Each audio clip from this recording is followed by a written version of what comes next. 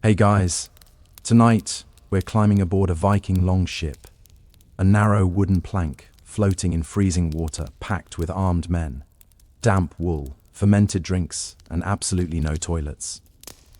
So before you get comfortable, take a moment, like the video, and subscribe, but only if you genuinely enjoy what I do here.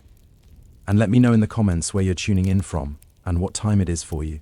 It's always fascinating to see who's joining us from around the world. At first glance, a Viking longship looks like a terrible idea designed by someone who actively dislikes hygiene. It's long, narrow, open to the elements, and packed with men who have been sweating in wool for weeks. There are weapons everywhere, food barrels rolling around, no walls, no toilets, no comforting illusion of personal space. If you described this setup to a modern health inspector, they would simply sit down and stare into the middle distance. And yet these ships crossed oceans not gently, not quickly, but repeatedly, carrying crews across the North Sea, the Baltic, and even the Atlantic, without turning into floating hospitals filled with groaning, feverish men begging to be thrown overboard, which is impressive because later ships with actual toilets somehow managed to do much worse.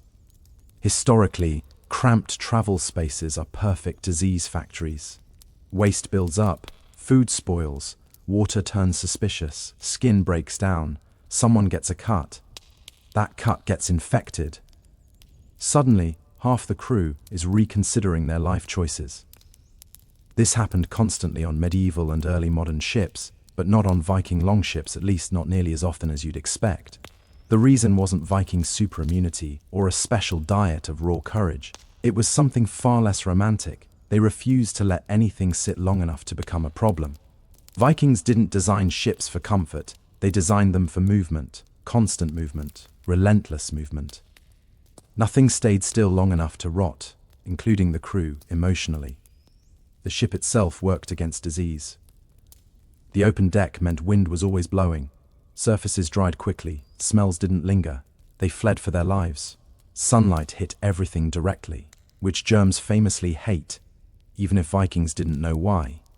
Salt spray washed across the deck like nature's extremely aggressive cleaning solution. And most importantly, the ship was not treated like a home. Homes collect clutter, homes tolerate mess. Homes allow you to say, "I'll deal with that later."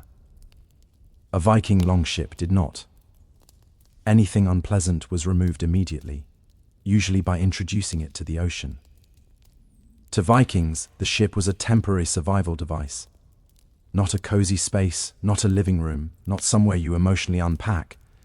It was a narrow wooden agreement between humans and the sea that said, "We will not make this worse than it already is." And surprisingly, that agreement worked. After accepting that Viking long, ships looked like floating hygiene violations. The next step is realizing that their most dangerous-looking feature, the open deck, was actually the thing keeping everyone alive. What looks primitive from a modern perspective turns out to be aggressively practical. Later ships tried to be comfortable. They added enclosed decks, cabins, walls, privacy. And with those luxuries came trapped air, damp corners, and a slow but steady build-up of smells that suggested something had gone deeply wrong. Viking ships skipped all of that. They were open to the sky, the wind, and whatever weather the sea felt like throwing that day. This meant one thing above all else. Air never stopped moving. Wind swept constantly across the deck, drying surfaces before bacteria could settle in and start a little community. Sweat evaporated. Damp clothing dried faster. Moisture, which germs absolutely adore, had no chance to linger. It was immediately bullied off the ship by the North Sea. Smells, too, were temporary. Anything unpleasant was not allowed to hang around and emotionally scar the crew. It was carried away by wind so fast that no one had time to complain properly. You might smell something terrible for a moment, but by the time you opened your mouth to say something rude, it was already gone. Problem solved. Sunlight was another accidental hero. Viking longships spent long hours exposed directly to the sun, which hit the deck, benches, ropes, and shields with relentless enthusiasm. Sunlight is a natural disinfectant. Vikings did not know this scientifically, but they absolutely knew that things left in the sun smelled better and caused fewer problems. Empirical science at its finest. The open deck also meant no dark, damp corners where rot could hide and multiply. There were no secret spaces for mold, mildew, or suspicious slime to develop personalities. Everything was visible. Everything was exposed. Everything had to behave. Of course, the downside was obvious. Rain fell directly on you. Cold air ignored your feelings. Waves occasionally slapped the deck like they were offended by your existence. Comfort was minimal, but comfort wasn't the goal. Survival was. Vikings understood something later. Sailors forgot. Sealing people into wooden boxes at sea does not make them safer. It makes them sick. Viking ships forced cleanliness through exposure. If something was wet, it dried. If something smelled, it vanished. If something became a problem, everyone noticed immediately. The open ship didn't just carry Vikings across oceans. It quietly prevented their ship from becoming a floating petri dish. And that alone gave them a massive advantage. If there was one unbreakable rule on a Viking longship, it was this. Nothing unpleasant was allowed to hang around, not people with bad attitudes, not rotten food, and absolutely not bodily waste. Vikings understood in a very practical way that sickness starts when filth lingers. So they made sure it didn't. Later, sailors invent complicated systems for storing waste, hiding it, or pretending it wasn't there. Vikings chose a simpler solution. When someone needed to relieve themselves, they did not look for a corner, a container, or a polite excuse. They leaned over the side of the ship and let the sea take it immediately. No middle steps, no backup plan.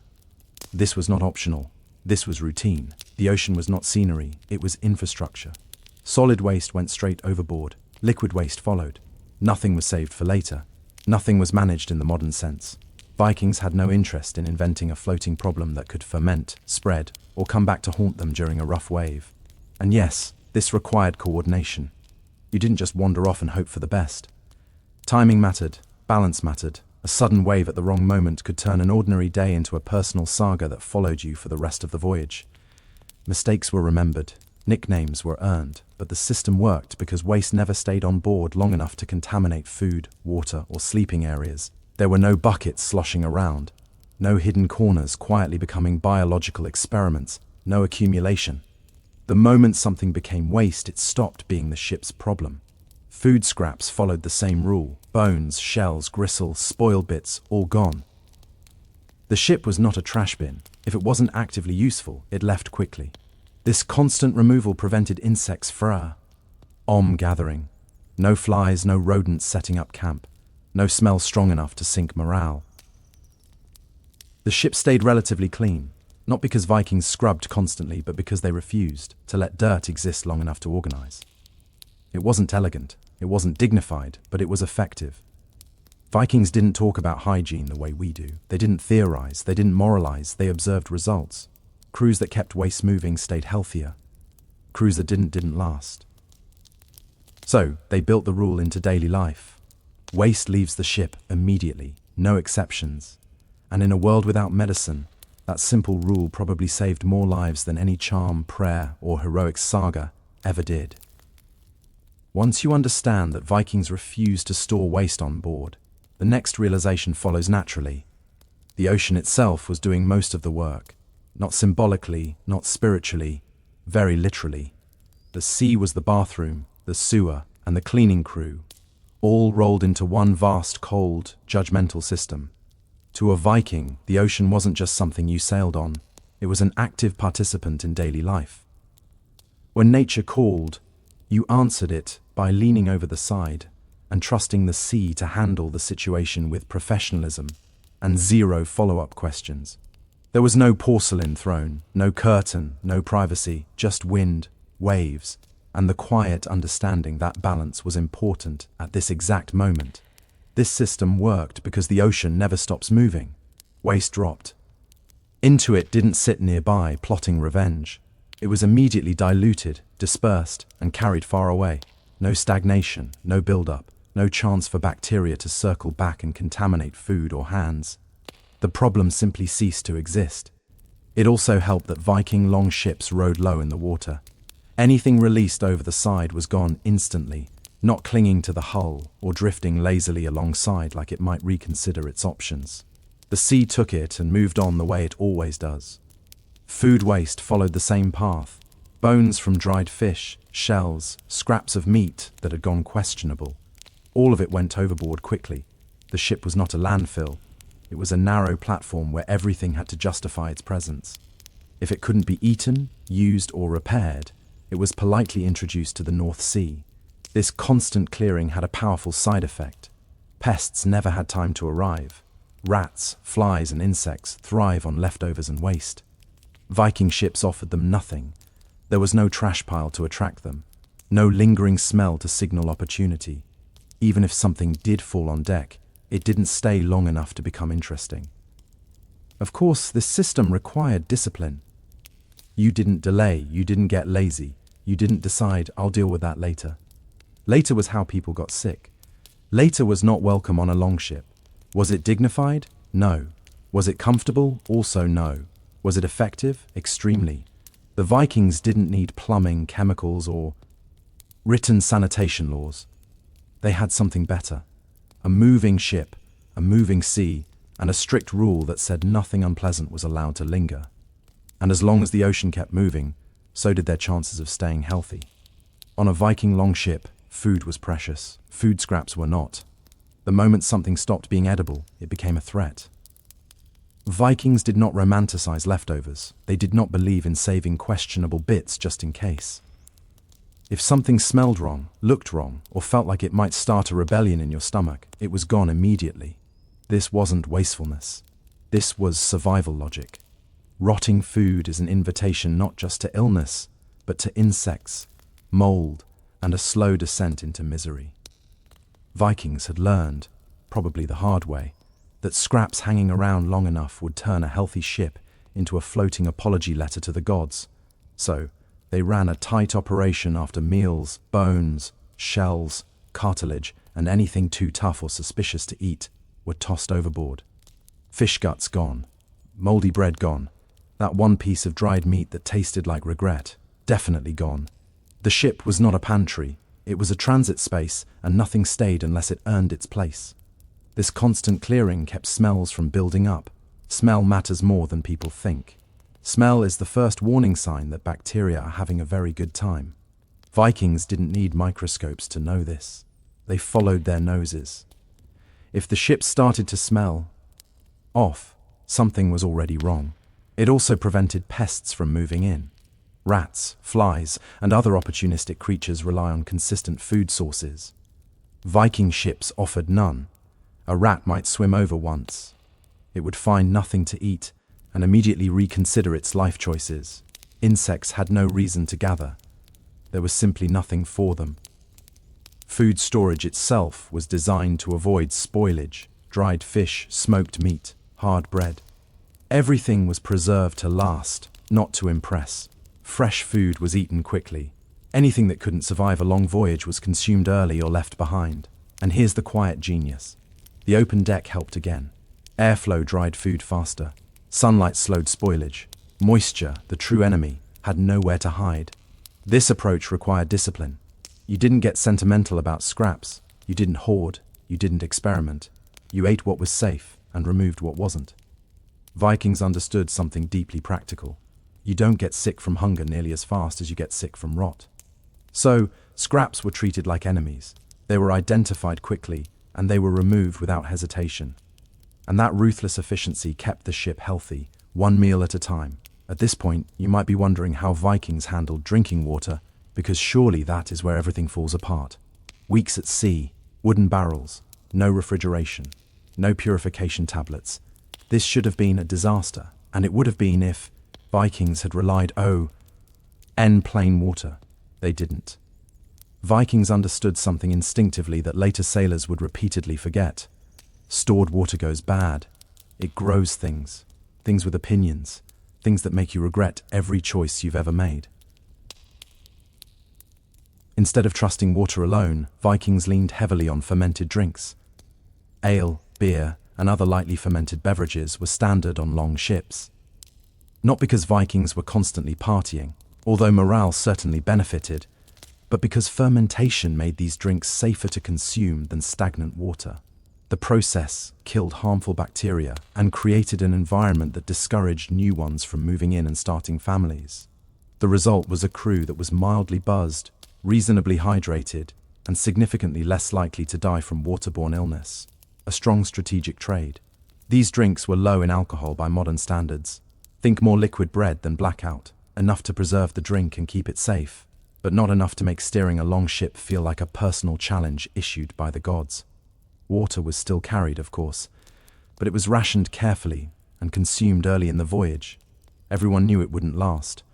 Once it turned questionable, it was avoided. No one argued. Experience had already settled that debate. Fermented drinks also served another purpose. They masked unpleasant tastes and smells. If your cup didn't taste amazing, that was expected. It wasn't meant to. It was meant to keep you out. Vikings were not picky. They were pragmatic. And let's be honest, a slightly sour drink was preferable to severe stomach distress in the middle of the ocean, with no privacy and nowhere to lie down. Some problems compound. Vikings chose not to invite those problems on board.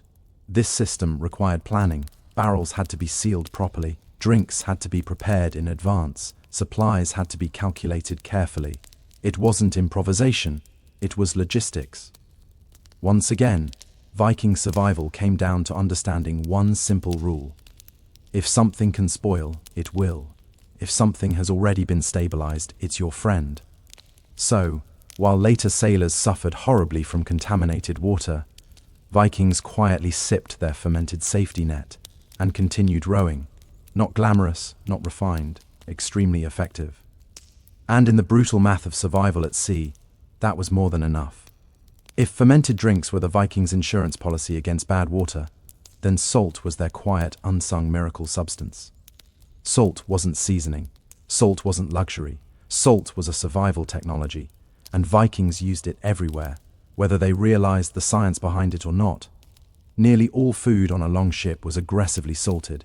Fish, meat, even butter and cheese were packed in salt until they became tough, dry, and extremely unexited about growing bacteria. Fresh food was eaten early in the voyage before it could turn into a health risk. Everything else was preserved so thoroughly that Bez took one look and decided to live elsewhere. This mattered more than people realize. Food poisoning on land is unpleasant. Food poisoning at sea in cold weather with nowhere to rest and nothing to replace lost fluids is catastrophic. Vikings avoided this by simply refusing to eat anything that hadn't been thoroughly bullied by salt. But salt wasn't just for food. Hands were often rubbed with it after handling meat or fish. Deck surfaces absorbed it naturally from sea spray, ropes, benches, shields. Everything slowly became salty just by existing on the ship. And salt, inconveniently for bacteria, dries things out. Dampness is where sickness thrives. Salt made dampness uncomfortable. The smell of a Viking longship wasn't pleasant, but it was revealing. It smelled briny, sharp, clean in a harsh coastal way. That smell wasn't rot. It was preservation. Modern people might wrinkle their noses, but medieval noses understood that salty air meant fewer problems. Salt also discouraged pests. Insects hate it. Rodents avoid heavily salted environments. Even mold struggles to get established when everything tastes like it has been aggressively seasoned by the sea itself. And then there was sweat. Long voyages meant rowing. Rowing meant sweat. Sweat plus wool plus cold air is a recipe for discomfort, but salt helped here too. Sweat dried quickly. Clothes didn't stay damp long enough to grow the kind of bacteria that leads to skin infections and sores. Vikings didn't talk about sanitation the way we do. They didn't categorize or label. They simply noticed patterns. Ships that stayed dry, salty, and moving stayed healthier. Ships that did not have long careers. Salt was everywhere. It was unavoidable, and it worked. So, while later sailors struggled with decay, sickness, and infestation, Viking crews lived inside a floating, windswept, salt-cured environment, uncomfortable. Yes. Pleasant? No. Effective? Absolutely. One of the most important sanitation tools on a Viking longship wasn't something you could touch, store, or accidentally drop overboard. It was motion, constant, relentless motion. The ship rarely rested, and neither did the environment on board. And that unintentionally made all the difference. Decay loves stillness. Rot settles in when things stop moving, stop drying, and stop being disturbed. Vikings never gave it that opportunity. Their ships were always in motion, rocking, pitching, cutting through waves, or being hauled up and dragged back into the water. Even when anchored briefly, the sea kept moving underneath them, slapping the hull and washing the sides like it had a personal grudge. This movement acted like a reset button. Water splashed over the deck regularly, rinsing away grime before it could get comfortable. Salt spray coated surfaces again and again. Anything loose was either washed away, dried out, or knocked somewhere obvious where someone would notice and deal with it. Nothing was allowed to quietly rot in a forgot end corner, because forgotten corners barely existed. Even sleeping areas benefited. Vikings slept on benches or directly on the deck, rolling up bedding during the day. Bedding that stays rolled up and aired out does not become a breeding ground for moisture-loving bacteria. Bedding that sits still for weeks absolutely does. Vikings chose the former, whether they knew the science or not. Movement also forced constant maintenance. You couldn't ignore problems when the ship itself kept reminding you of them. A damp rope slapped your leg. A loose board shifted under your feet. A leaking barrel announced itself loudly. Problems were dealt with immediately, not because Vikings were neat freaks, but because ignoring them was dangerous. Later ships with enclosed decks and static sleeping quarters created the perfect environment for decay. Viking longships did the opposite. They exposed everything to motion, air, and attention. If something started to go bad, everyone noticed. And when everyone notices, something gets done. Even people were affected. Crew members were always adjusting their footing, shifting position, rowing or bracing against waves. Blood kept moving. Bodies stayed active. Cold was unpleasant, but stagnation was worse. Vikings chose movement. It wasn't comfortable. It wasn't relaxing. It wasn't designed to be. But constant motion meant fewer damp surfaces, fewer hidden messes, and far fewer opportunities for sickness to take hold. In the end, Viking ships stayed healthy. For the same reason they stayed fast. They never stopped moving long enough to let problems settle in and make themselves at home. And at sea, that mattered more than comfort ever could. After wind, salt, and constant motion, the Vikings' final accidental ally was something they never wrote sagas about, but relied on daily. Sunlight, not metaphorical enlightenment, actual unforgiving daylight beating down on an open wooden deck. Viking longships had no roofs, no shaded corridors, no cozy corners where dampness could hide and start plotting. Everything on board was exposed to the sky. When the sun came out, and yes, even the North Atlantic gets sun occasionally, it hit every surface directly. Deck planks, benches, ropes, shields, clothing, and people all baked together in a shared, mildly uncomfortable experience. This mattered more than anyone at the time understood. Sunlight is one of nature's most effective disinfectants. It dries moisture, breaks down bacteria, and makes life extremely difficult for anything that thrives in darkness. Vikings didn't know the science, but they absolutely noticed the results. Things left in the sun stayed cleaner. Things kept damp turned problematic. The conclusion was obvious. Let the sun do its thing. Wet clothes were draped openly to dry. Bedding was aired out regularly. Gear was laid out instead of stacked in dark piles. Even food barrels were opened when possible to let air and light in, discouraging mold from getting ideas. If something smelled wrong, the solution was often, leave it in the sun and see if it behaves. Sunlight also discouraged pests. Insects prefer shade. Mold prefers darkness. Bacteria prefer moisture. Viking ships offered very little of any of these for long periods. Everything was bright, windy, salty, and exposed. Essentially the least inviting environment possible for microscopic freeloaders. Of course, this came with drawbacks. Sunburn existed, glare existed, long hours squinting at reflective water existed. Vikings endured all of it because the alternative was worse. A little discomfort in daylight was preferable to sickness in the dark. Later ships with enclosed decks and shaded interiors removed sunlight from daily life at sea. And with that removal came dampness, rot, and disease. Viking ships, by contrast, leaned fully into exposure. Nothing was hidden. Nothing was protected from the elements. And because of that, nothing had much chance to fester. So, while sunlight might seem like a passive background feature, on a Viking longship, it was an active cleaning agent, harsh, relentless, and impossible to ignore. The Vikings didn't worship the sun for sanitation, they just let it work. And once again, that quiet practicality kept them healthier than many sailors who came centuries later with far more technology and far worse results. This is usually where the modern imagination protests. Surely Vikings, men who sailed into icy storms and slept on wooden benches, didn't care a boo. Cleanliness.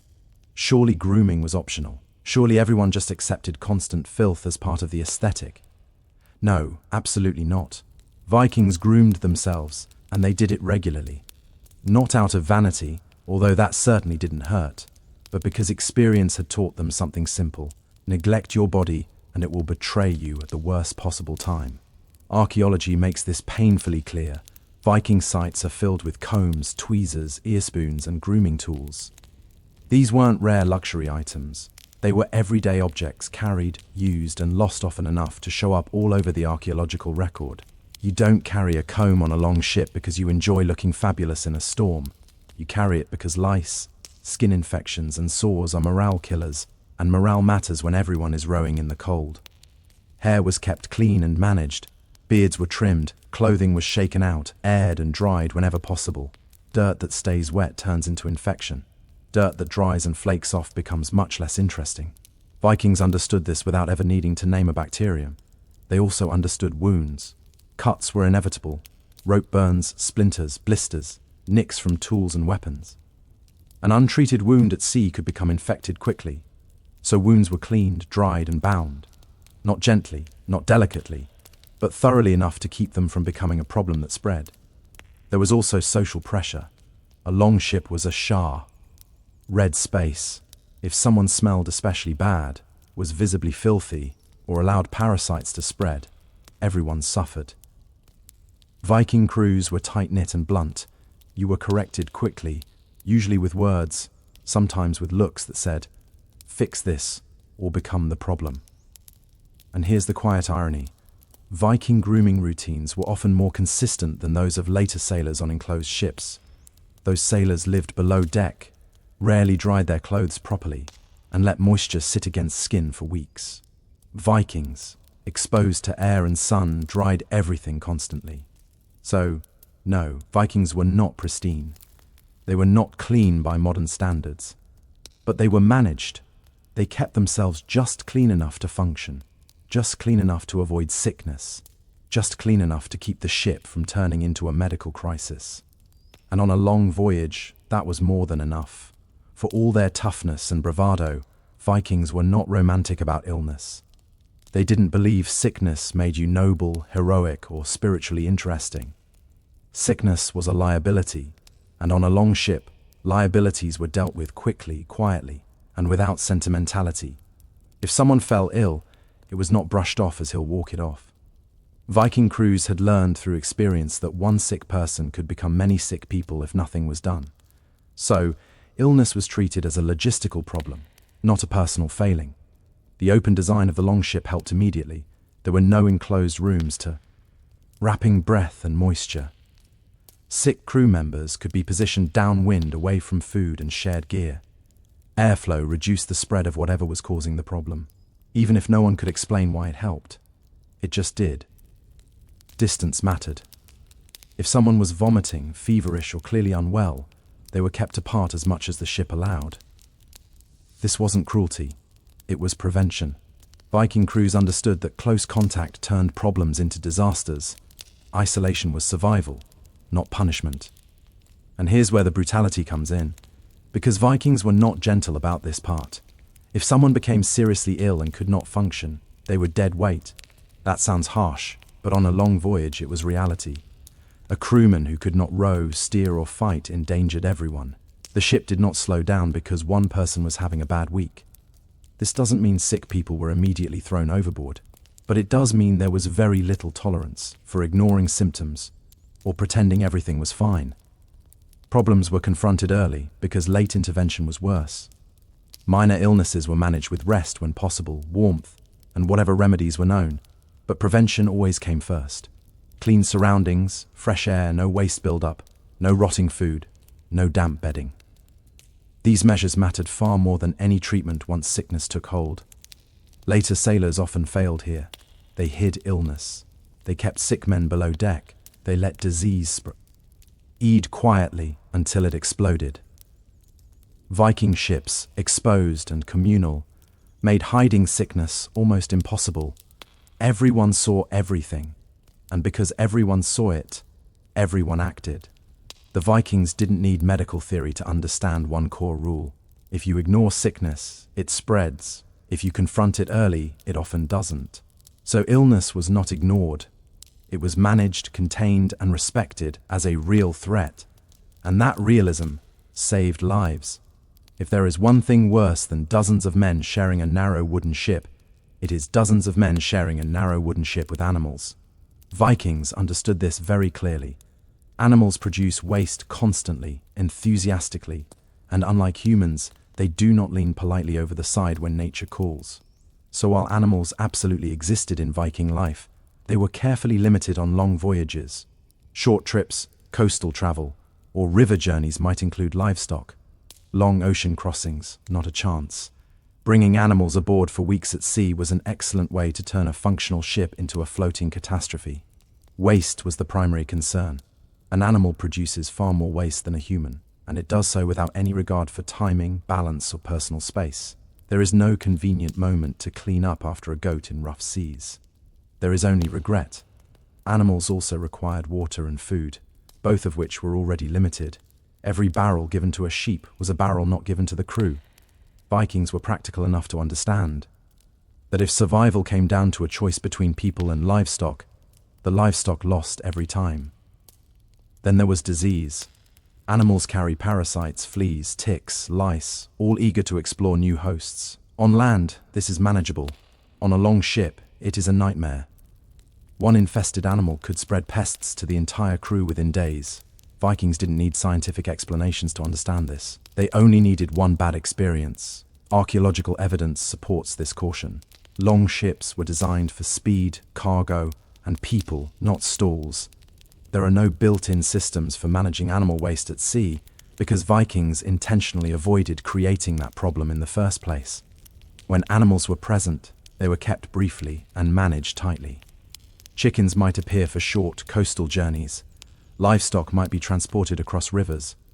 But for open ocean travel, animals were left behind. Preserved food traveled better than living creatures. This choice wasn't sentimental. Vikings valued animals deeply, but they valued reaching their destination alive more. By eliminating animals from long voyages, Vikings removed an enormous source of waste, disease, and logistical stress. Fewer variables, fewer problems, less chaos. It's another example of Viking thinking at its most unromantic and effective. If something creates more problems than it solves, it does not get invited on the ship. And that rule applied equally to people. It's tempting to assume that cold was just another enemy Vikings had to endure at sea. And yes, it was unpleasant. Fingers went numb, clothes stiffened. Wind found ways into places it absolutely did not need to be. But from a sanitation standpoint, the cold was quietly working in the Vikings' favor. Cold slows everything down, especially bacteria. In warmer climates, rot moves fast, food spoils quickly, waste smells sooner, illness spreads more aggressively.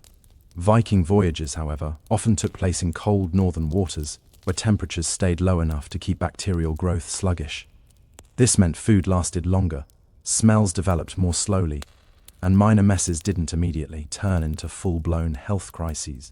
In a strange way, the North Atlantic acted like a massive natural refrigerator. Not a comfortable one, not a polite one, but an effective one. Meat stayed preserved. Fish remained edible longer. Damp materials dried rather than molding, especially when combined with wind and salt. Cold reduced the urgency of constant cleaning without removing the need for discipline. Cold also discouraged pests. Insects thrive in warmth. Rats prefer stable, mild environments. Viking longships offered neither. The combination of cold air, constant movement, and exposure made life on board deeply uninviting to anything small, sneaky, and disease-carrying. Even parasites struggled to get comfortable. Of course, cold came with risks. Frostbite existed. Hypothermia existed. Vikings weren't immune to any of this. But the why understood the balance. They layered clothing. They kept moving. They stayed active. A moving, slightly uncomfortable crew was far healthier than a warm, stagnant one. Cold also encouraged good habits. Wet clothes were dried quickly because staying damp in cold weather was dangerous. Bedding was aired out constantly. People paid attention to their bodies because ignoring the cold had immediate consequences. This constant awareness prevented many of the slow-building problems that plague warmer, enclosed environments. Later sailors traveling in warmer waters or sealed ships lost this accidental advantage. Warmth encouraged rot. Dampness lingered. Bacteria thrived. Vikings, by contrast, lived inside an environment that punished neglect immediately and rewarded vigilance. So, while cold made Viking voyages harder, it also made them cleaner, less comfortable, but healthier, less forgiving, but safer. In the brutal arithmetic of survival at sea, cold wasn't just an obstacle, it was an unwilling ally. And the Vikings learned to work with it, not against it. By now, it should be clear that Viking sanitation didn't rely on comfort, technology, or written health manuals. It relied on something far more effective and far more terrifying. Discipline. On a longship, discipline wasn't a virtue, it was a requirement for continued existence. A Viking crew was not a casual group of travelers.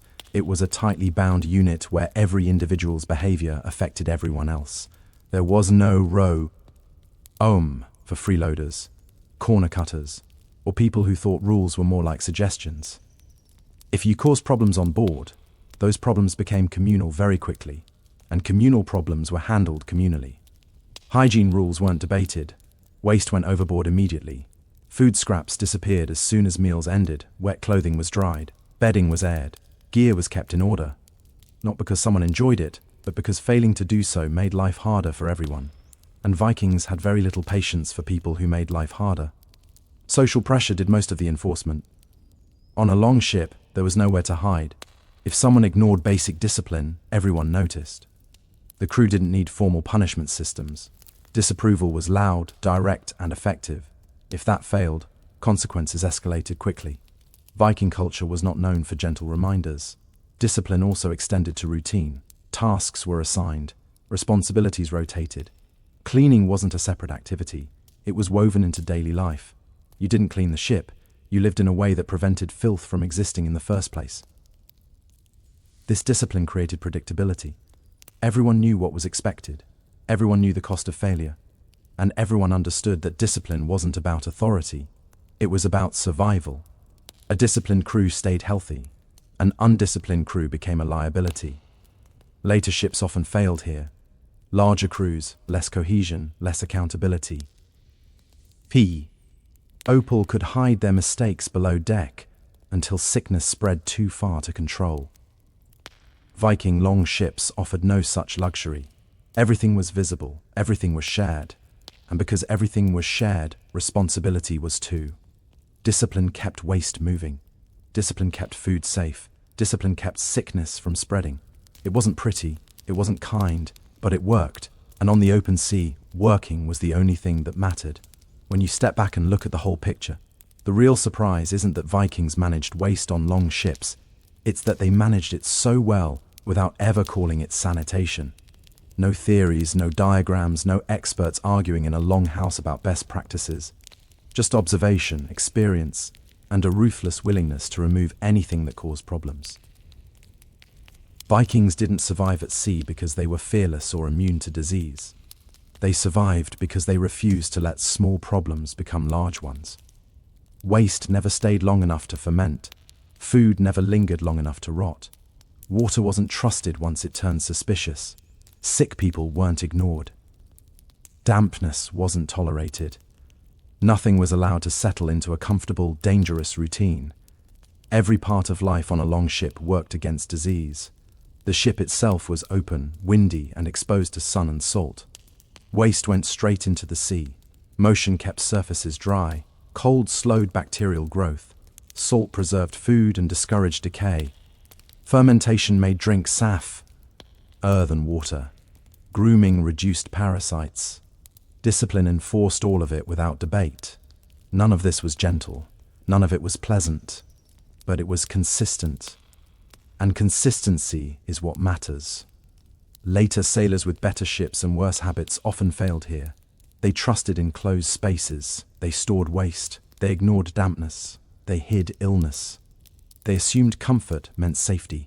Viking long ships, uncomfortable and exposed, forced good behavior through sheer inconvenience. There was no room for denial, no room for laziness, no room for pretending things would sort themselves out. If something smelled wrong, it was already gone. If something felt wrong, it was dealt with immediately. If someone caused problems, they stopped, or they didn't remain part of the system. This wasn't heroism, it was logistics, and that's the part most stories skip. Vikings weren't just raiders and warriors, they were managers of chaos. They understood that surviving the sea required cooperation with the environment, not domination over it. So, how did Vikings manage waste on long ships without getting sick? By never letting waste exist long enough to matter, by letting wind, water, sun and salt do most of the work, by enforcing discipline without mercy, and by accepting discomfort as the price of survival, not glamorous, not cinematic, but effective. And in the end, effectiveness is why Viking ships crossed oceans and came back. Catherine the Great did not enter the world destined to rule Russ. She arrived in 1729 as Sophie of Anhalt-Zerbst, a minor German princess from a family that had a title but very little money, influence or future. Her childhood was not filled with luxury or political grooming. It was filled with cold rooms, strict discipline, and a mother obsessed with appearances. Sophie learned early that survival depended not on affection, but on control. Control of behavior, of emotion, and eventually of people. From a young age, Sophie showed a sharp, almost unsettling intelligence. She was not the most beautiful child, nor the most charming, but she watched everything. While others spoke, she listened. While others complained, she adapted. She devoured books on history, philosophy, and politics. Quietly, forming ideas far beyond what was expected of a small German noblewoman. She learned that power did not always belong to the loudest voice in the room. It often belonged to the most patient. Her opportunity arrived unexpectedly. Empress Elizabeth of Russia needed a bride for her nephew and heir, Peter. Sophie was selected not because she was extraordinary, but because she was convenient. She was young, foreign, and politically harmless, or so they thought. At 14, Sophie was summoned to Russia, a land whose language she did not speak, whose customs were alien, and whose court was famously brutal. Most girls in her position would have tried to please. Sophie chose something more dangerous, transformation. She learned Russian obsessively, practicing, until her tongue bled. She converted to Orthodox Christianity with theatrical devotion, renaming herself Catherine the Great, not as an act of faith, but of strategy. She fell ill repeatedly, nearly dying from exhaustion, yet refused to slow down. Catherine understood something crucial. Russia did not need to love her immediately, it only needed to stop seeing her as foreign. Her future husband, Peter, made this easier. He was childish, unstable, openly cruel, and deeply unpopular. While Peter played with toy soldiers and humiliated himself at court, Catherine watched. She built alliances quietly. She learned who mattered, who drank too much, who hated whom. She smiled when necessary and stayed silent when it was safer. By the time she reached adulthood, Catherine had already mastered the most important skill of her life, appearing harmless while becoming indispensable. She was still officially a nobody, a foreign wife trapped in a loveless marriage. But beneath the surface, something dangerous was forming. Not ambition alone, but discipline. And discipline, when paired with patience, would one day shake an empire. Catherine's marriage was not a partnership. It was a test of endurance. Her husband, Peter III of Russia, was everything a future ruler should not be. Petty, childish, insecure, and painfully unaware of how foolish he appeared to others. Where Catherine observed and calculated, Peter sulked and performed. He adored Prussia more than Russia, mocked orthodox traditio, NS, and seemed actively offended by the idea of responsibility. Their union, arranged purely for dynastic convenience, was cold from the start and only grew worse. Peter humiliated Catherine openly. He ignored her, insulted her, and surrounded himself with mistresses while making no effort to hide his contempt. The marriage remained unconsummated for years, not out of modesty or morality, but because Peter seemed far more interested in toy soldiers, crude jokes, and childish games than in his wife. At court, everyone noticed. Catherine, officially the future empress, was treated like a decorative afterthought. Yet this miserable arrangement taught her something invaluable. Power, she learned, often comes wrapped in incompetence. Peter's behavior alienated nearly everyone, nobles, clergy, guards, and even the empress herself. Catherine did not protest or dramatize her suffering. She endured it, and while enduring, she studied. She read relentlessly. Voltaire, Montesquieu, Plutarch, Enlightenment thinkers filled her nights while her husband embarrassed himself during the day. Catherine began to imagine a version of rule built on reason, reform, and authority rather than tantrums. But imagination alone would not save her. She needed allies. Slowly, carefully, she cultivated relationships at court.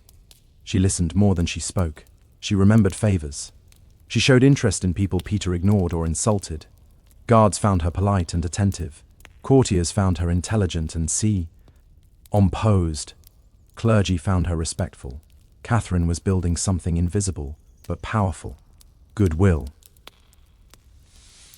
Meanwhile, Peter continued to sabotage himself. His open admiration for Prussian enemies of Russia made him deeply unpopular. His cruelty towards servants and disrespect toward tradition hardened resentment. Catherine did nothing to stop him. Why would she? Every foolish decision he made widened the gap between them and strengthened her position by contrast. By the time Empress Elizabeth's health began to fail, Catherine understood the stakes. If Peter became emperor, her life would be in danger. Discarded wives did not retire quietly in Russia. They vanished. Catherine was no longer just surviving a bad marriage. She was preparing for a moment when survival would require something far bolder. She did not yet reach for power. She waited. And in Russia, waiting patiently, silently, was often the most dangerous move of all. Catherine quickly understood that the Russian court was not governed by laws or morals, but by moods, loyalties, and fear. Titles mattered less than access. Bloodlines mattered less than proximity to power. And above all, survival depended on knowing when to speak and when to disappear into silence. This was not a world that rewarded honesty. It rewarded awareness. During the reign of Elizabeth of Russia, the court operated like a gilded minefield. Elizabeth herself was flamboyant, impulsive, and deeply suspicious. One careless word could lead to exile. Misplaced look could end a career. Catherine learned to read rooms the way generals read battlefields. She noted who stood close to the empress, who whispered after meetings, and who suddenly stopped appearing at dinners. Power, she realized, was not fixed. It flowed, and she needed to know its currents. Catherine also learned Russia beyond the palace walls. Unlike her husband, who despised Russian culture, she embraced it deliberately. She studied Orthodox rituals, memorized saints' names, and spoke Russian fluently and publicly. This was not sentimentality, it was camouflage. Every step she took erased a little more of her foreignness and replaced it with familiarity. Nobles began to see her not as a German bride, but as someone who understood Russia, or at least respected it enough to try. Her marriage remained empty and humiliating. But Catherine turned isolation into freedom. She had no romantic expectations to maintain, no emotional illusions to protect. Instead, she gathered information. She learned which regiments were loyal to which commanders. She learned how bribes moved quietly through the court. She learned that the imperial guard, not laws or councils, ultimately decided who ruled. Catherine also learned something darker. Legitimacy was optional. Russia had a long tradition of coups, palace revolutions, and rulers who seized power first and justified it later. Bloodlines helped, but force decided. This realization did not frighten her, it clarified everything. While Peter alienated nearly everyone with his arrogance, Catherine did the opposite. She showed restraint. She displayed patience. She made herself useful. When Elizabeth fell ill repeatedly, Catherine remained visible but unobtrusive, present enough to be remembered, quiet enough to be trusted. By now, Catherine was no longer merely adapting. She was positioning. She had no army, no crown, and no official authority. Yet people listened when she spoke. They sought her opinion. They confided in her. Influence, she discovered, did not require a throne. Russia was teaching her its oldest lesson. Power was not inherited, it was taken. And Catherine was finally learning how. By the time Catherine reached her late 20s, she had accepted a truth that polite society preferred to ignore. Affection was currency. In a court where marriage was hollow and loyalty flexible, intimacy often did more political work than treaties ever could. Catherine did not romanticize this reality. She used it. Her relationship with her husband was long past saving, but Catherine no longer needed it. Instead, she formed connections that mattered. Her lovers were not chosen for passion alone, but for position, influence, and discretion. These relationships were not reckless scandals. They were carefully managed alliances.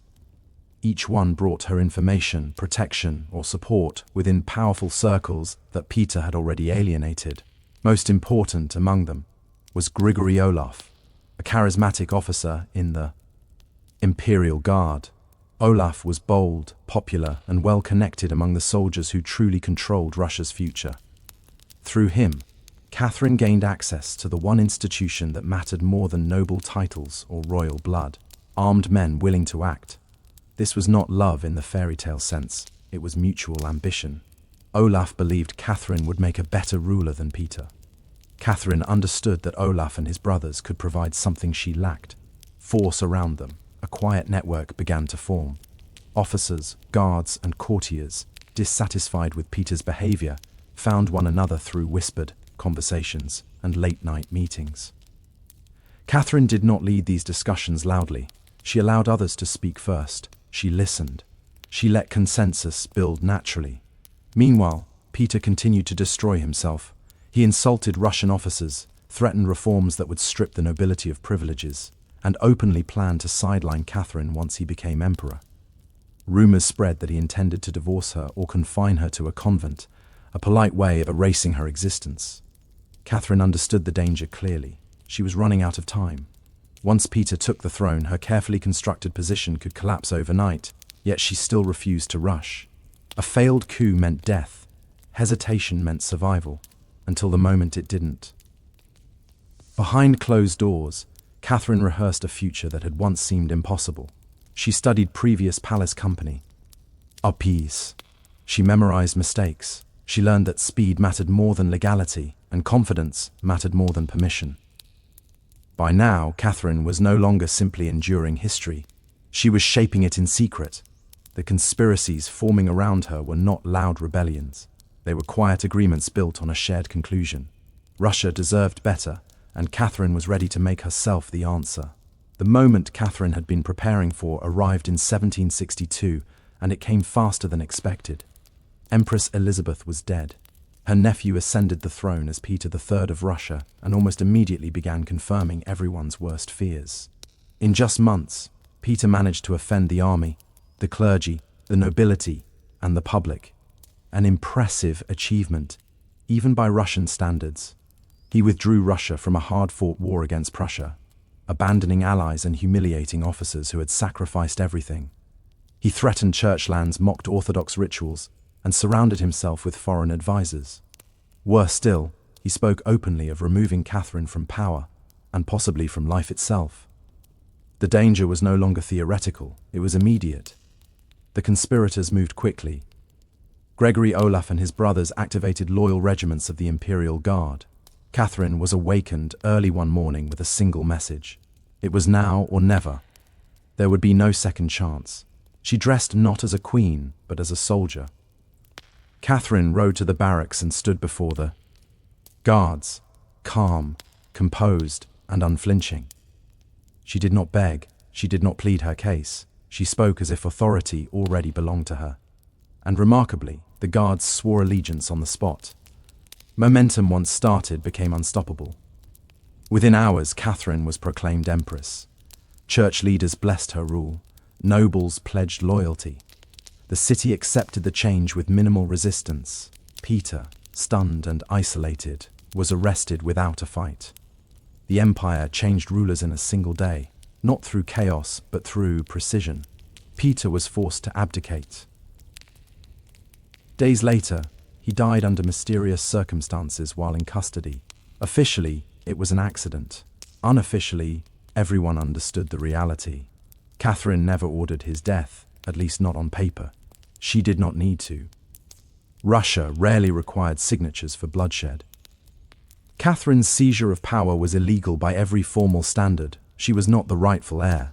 She had no claim stronger than opportunity. Yet the coup succeeded because it aligned with what Russia wanted: stability, respect, and relief from embarrassment. Catherine understood this perfectly. She did not justify herself with sentiment. She justified herself with results. From the moment she took the throne, she ruled as if she had always belonged there. In one morning, a foreign princess with no legitimate claim became the most powerful woman in Europe. And Russia, restless, ruthless, and pragmatic, accepted her without hesitation. Once Catherine secured the crown, she understood that seizing power was only the beginning. Keeping it required something more sophisticated than force. Russia had seen plenty of rulers arrive through coups. What it lacked was a ruler who could explain her authority in a way that made sense to Europe and to history. Catherine chose enlightenment. She reinvented herself as a philosopher-empress. Catherine corresponded with leading intellectuals of the age. Voltaire, Diderot, and other thinkers who believed reason could civilize power. She presented herself not as a tyrant in silk, but as a monarch guided by law, education, and progress. Europe was eager to believe her. A woman who ruled Russia with a book in one hand and a scepter in the other was irresistible propaganda. Catherine drafted a grand document known as the Nakaz, a set of legal principles inspired by Enlightenment philosophy. It spoke of equality before the law, moderation of punishment, and rational governance. The irony was not lost on those who lived in Russia. While Catherine debated justice on paper, the empire still relied on serfdom, censorship, and absolute authority. Yet contradiction did not bother her. Ideas were tools, not promises. She expanded education dramatically, especially for the nobility. Schools multiplied. Art, theatre, and literature flourished under her patronage. The Russian court became a cultural center rather than a PR. Provincial embarrassment. Catherine collected art obsessively, laying the foundations for institutions that would define Russian identity for centuries. At the same time, she ruled with precision. Rebellions were crushed swiftly. Critics were silenced politely or permanently. Catherine did not believe enlightenment required weakness. Order came first. Reform came second. Idealism came only when it did not threaten stability. Her brilliance lay in balance. To Europeans, she was the embodiment of reason. To Russian elites, she was a protector of privilege. To the army, she was decisive. To the church, she was respectful. Everyone saw what they needed to see. Catherine never pretended to abolish autocracy. She refined it. She dressed power in intellect and culture, making domination appear civilized. It was a masterclass in image management centuries before the term existed. By presenting herself as enlightened, Catherine disarmed critics while consolidating authority. Her reign became acceptable, then admired, then legendary. She had not just taken the throne, she had transformed the story around it. And stories, Catherine knew better than most, are often more powerful than laws. Catherine's reign, so polished on paper and admired abroad, was tested brutally when idealism collided with reality. In 1773, Russia erupted in one of the most dangerous uprisings in its history, a rebellion that exposed exactly how fragile Catherine's enlightened image really was. The revolt was led by Pugachev, a former KSAK officer. who claimed to be the miraculously escaped Peter III. The lie was obvious, but it barely mattered. Pugachev promised what Russia's lowest classes desperately wanted: freedom from serfdom, revenge against landlords, and an end to brutal exploitation. Tens of thousands rallied to him: peasants, Cossacks, escaped serfs, and the desperate. For Catherine, this was not merely a rebellion. It was an existential threat. If peasants could imagine a different ruler, they could imagine a different system. And imagination, once unleashed, was harder to crush than armies. The uprising spread rapidly across vast regions. Estates burned, nobles were murdered, officials fled. For a moment, the empire Catherine had carefully stabilized seemed ready to tear itself apart from below. Enlightenment ideals offered no solution here. Philosophy could not stop pitchforks. Catherine's response was swift and merciless. She unleashed the full force of the imperial army. Villagers suspected of aiding rebels were punished. Executions were public and deliberate. The message was unmistakable. Reform had limits and rebellion crossed them. When Pugachev was finally captured, Catherine made an example of him. He was paraded in chains, humiliated publicly, and executed in Moscow. His body was dismembered, his head displayed, not out of cruelty alone, but strategy. Fear, Catherine understood, was sometimes the most efficient form of governance. The rebellion changed her permanently. After Pugachev, Catherine abandoned any lingering fantasy of freeing the serfs. Instead, she strengthened noble control over them. Landowners gained more power, not less. Order mattered more than justice. To Europe, Catherine remained enlightened. To Russia, she became unmistakably absolute. The contradiction did not trouble her. Empires she knew were not held together by ideals, but by consequences. The rebellion had proven one thing beyond doubt.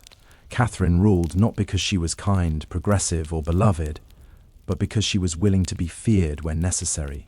And that in Russia was the truest qualification of all. With rebellion crushed and authority unquestioned, Catherine turned outward.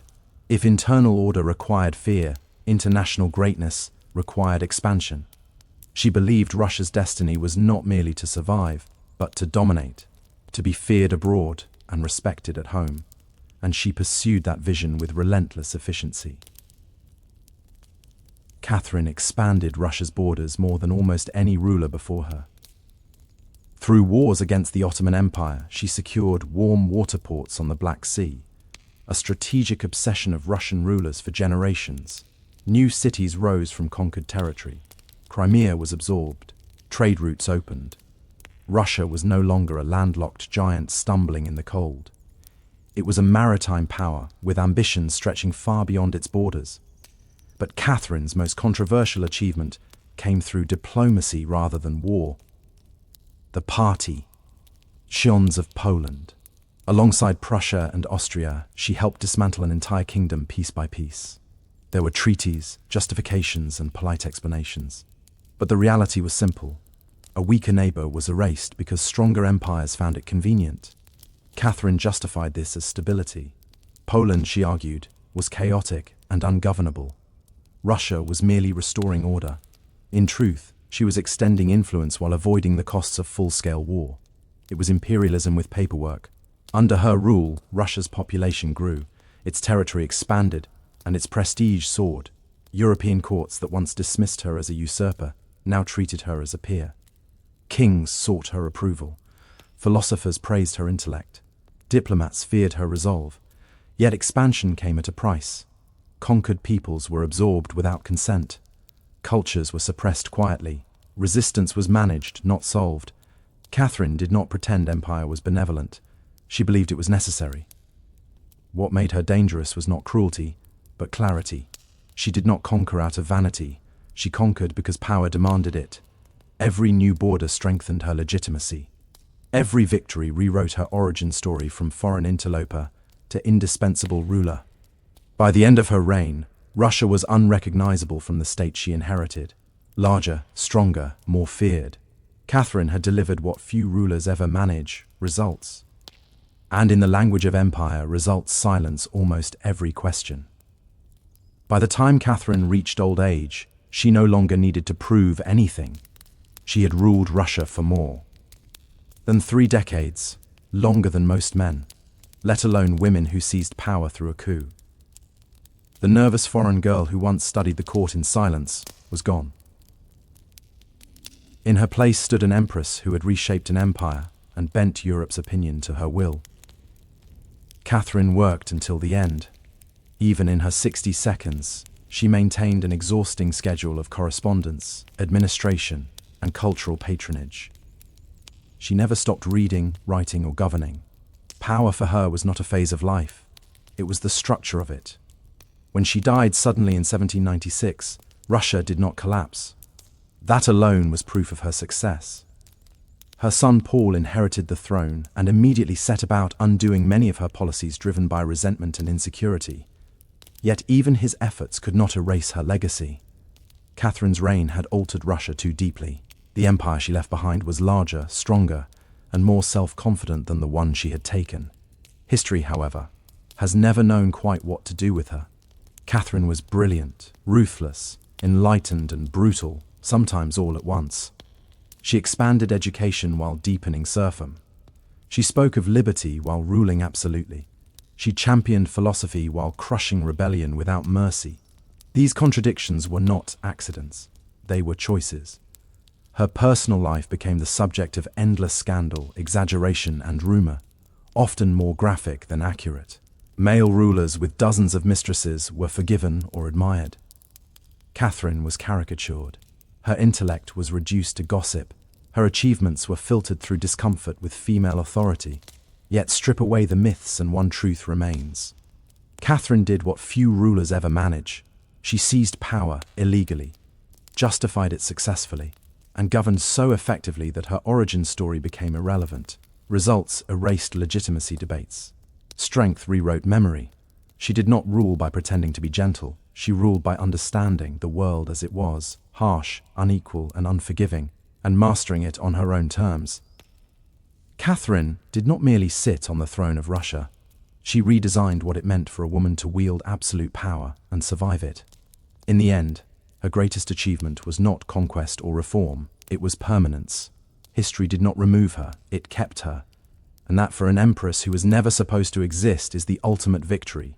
The space race did not begin with stars, wonder, or dreams of exploration. It began with suspicion. In the aftermath of World War II, the world fractured into 2 hostile visions of the future, led by the United States and the Soviet Union.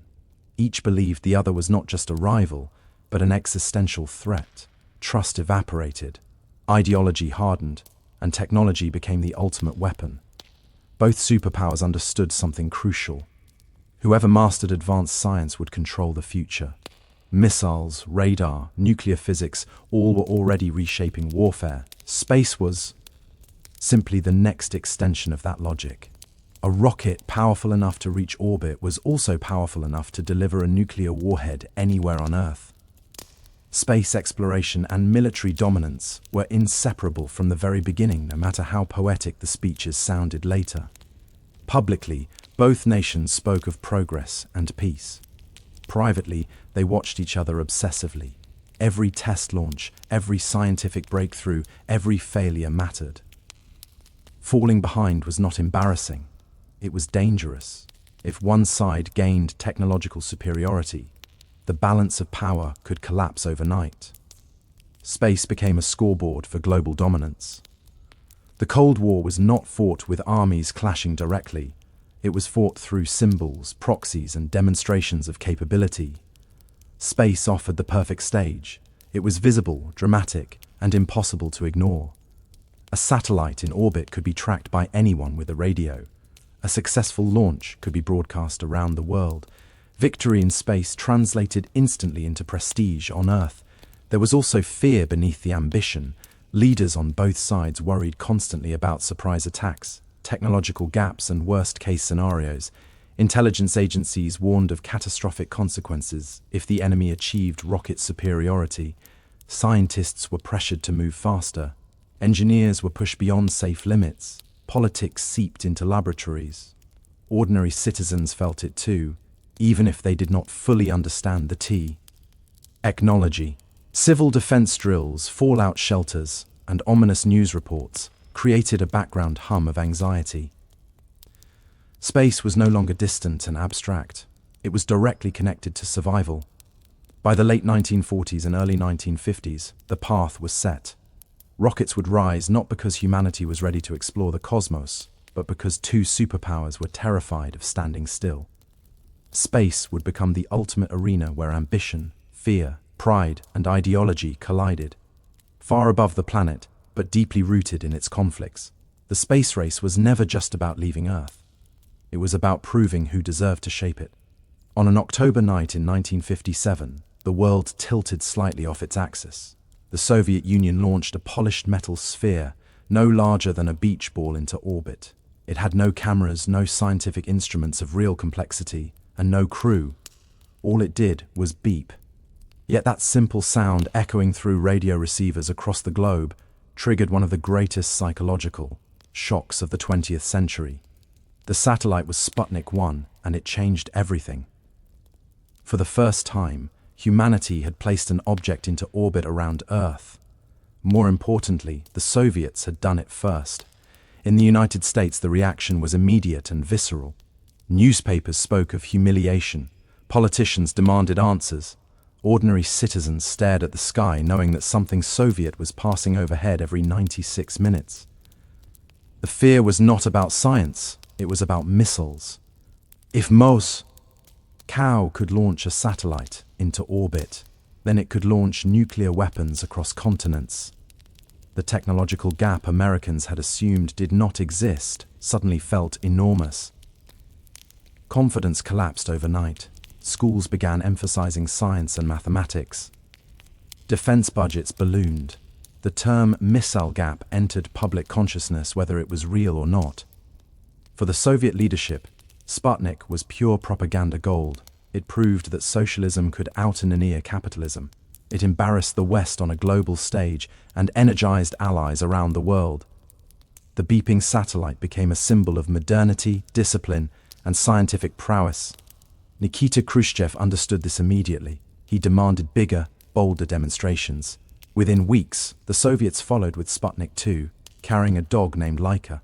The ethical cost was high, but the political message was clear. The USSR was willing to push further, faster, and harder. Space had become theater. In Washington, panic turned into resolve. The failure was framed as a national crisis. Committees were formed, agencies reorganized. The lesson was brutal, but simple. Hesitation meant humiliation. Sputnik was small, primitive, and short-lived. Yet, its impact was immense. With one orbiting object, the space race shifted from theory to reality. The race was no longer about who might reach space first. It was about who would catch up and who would fall permanently behind. And the beeping continued, a reminder that the Cold War had reached the sky. By the early 1960s, the space race had moved beyond machines. It was no longer enough to send metal into orbit. The next question was unavoidable and terrifying. Could a human survive the journey? The answer would not just demonstrate technological mastery, it would define national prestige. The Soviet Union moved first again. On an April morning in 1961, Yuri Gagarin was strapped into a small spherical capsule barely larger than his body. There was no real control system. If something went wrong, there would be no rescue. Gagarin understood this. So did his superiors. The mission was as much faith as engineering. When Gagarin's spacecraft completed a single orbit around Earth and returned safely, the victory was immediate and overwhelming. He became the first human to leave the planet. The image of a smiling Soviet pilot circling the globe was irresistible propaganda.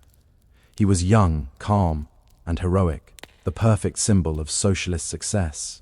For the United States, the effect was crushing. Two Soviet firsts now defined the space race, the first satellite and the first man in space.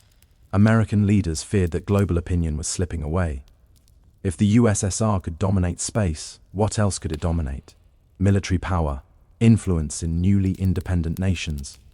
The fear went far beyond orbit. Inside the American space program, pressure exploded. Engineers were told speed mattered more than comfort. Risk became acceptable. Perfection was a luxury no one could afford. Test pilots volunteered knowing the odds were grim. Failure would be public. Success had to be spectacular. The race had also turned deeply personal. Gagarin was not just a cosmonaut. He was a walking challenge. His flight suggested that the USSR was bold enough to gamble with human lives to win prestige. The United States had to respond, but without appearing reckless. It was a narrow path. Gagarin himself never became a politician.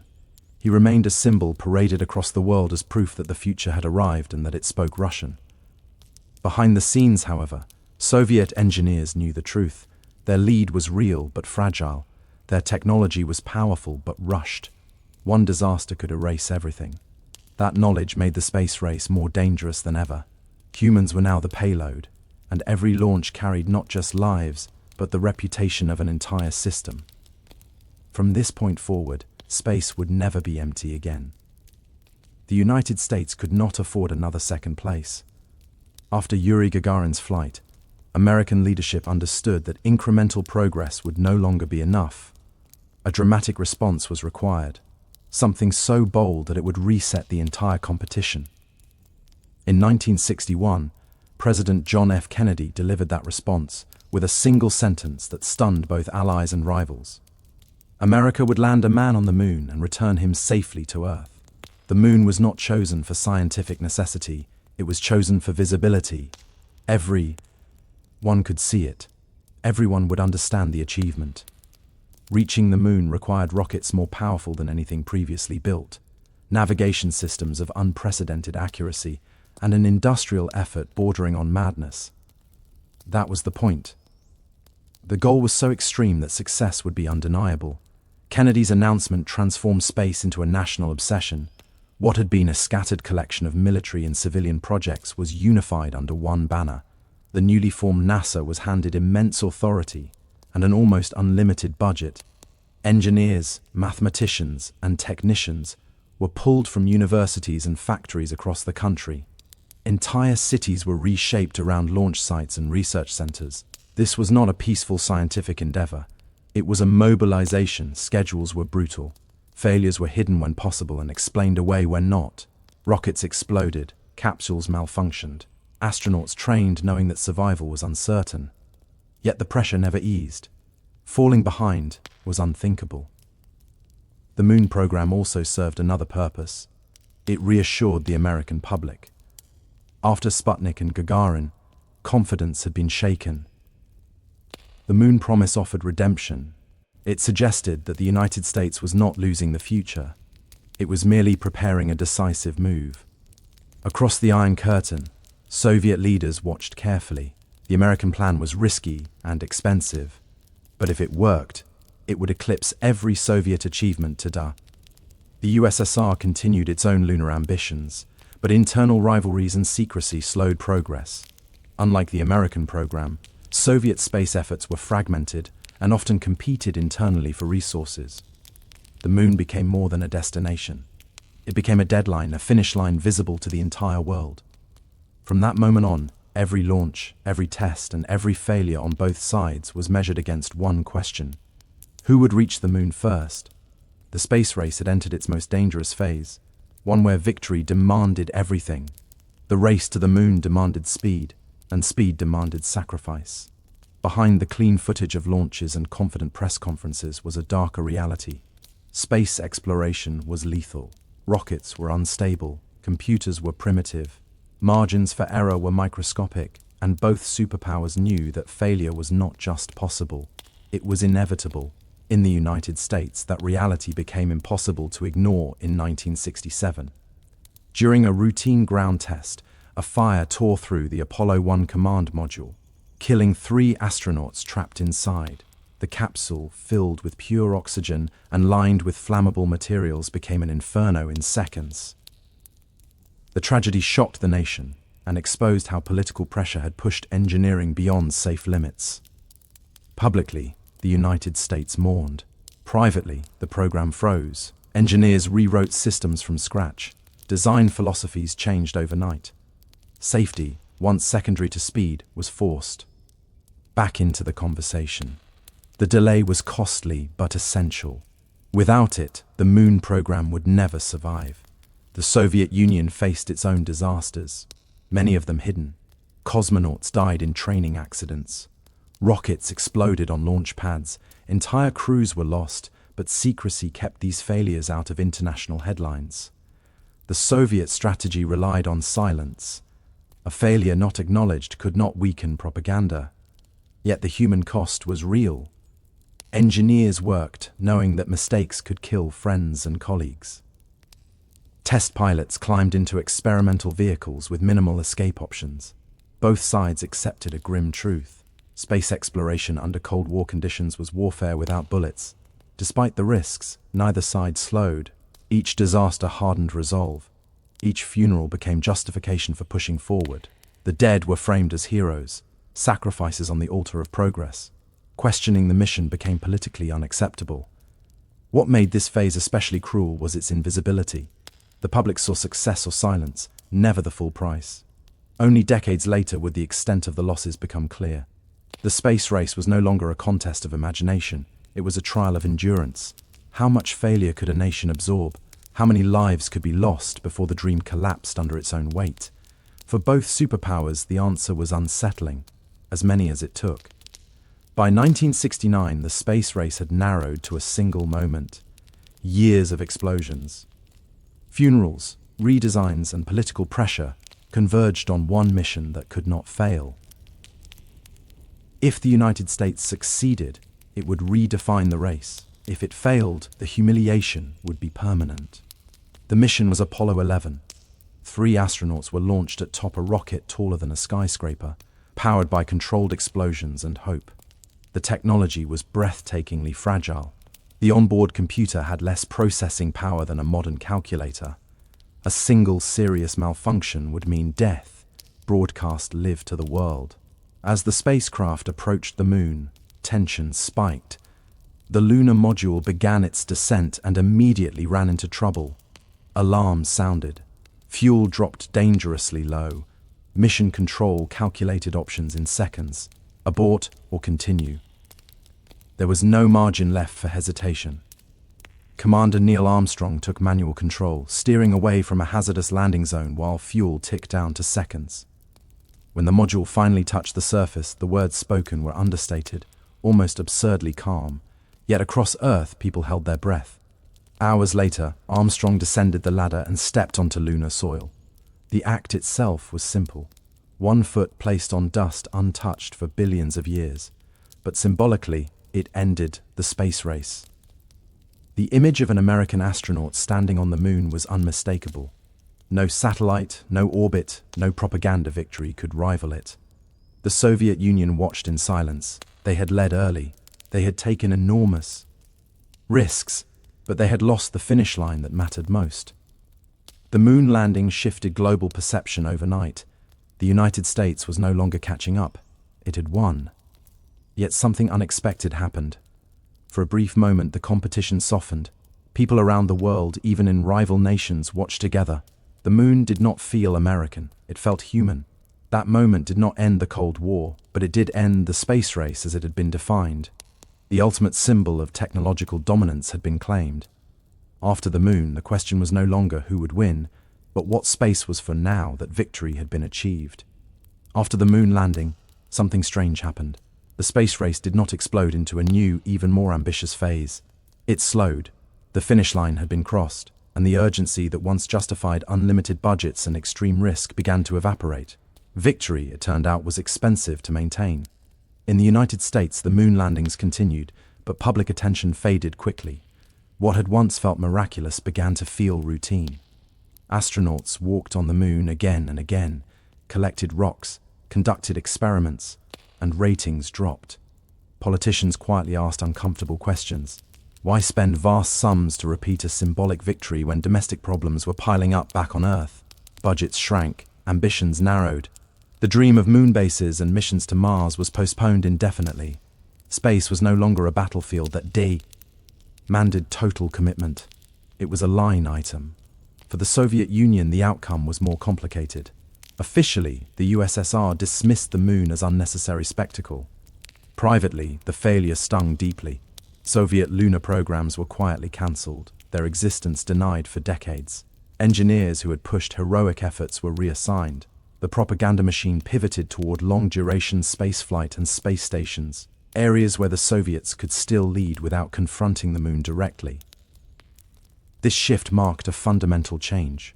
Space was no longer about dramatic firsts, but endurance. Cooperation began to creep in where rivalry once dominated.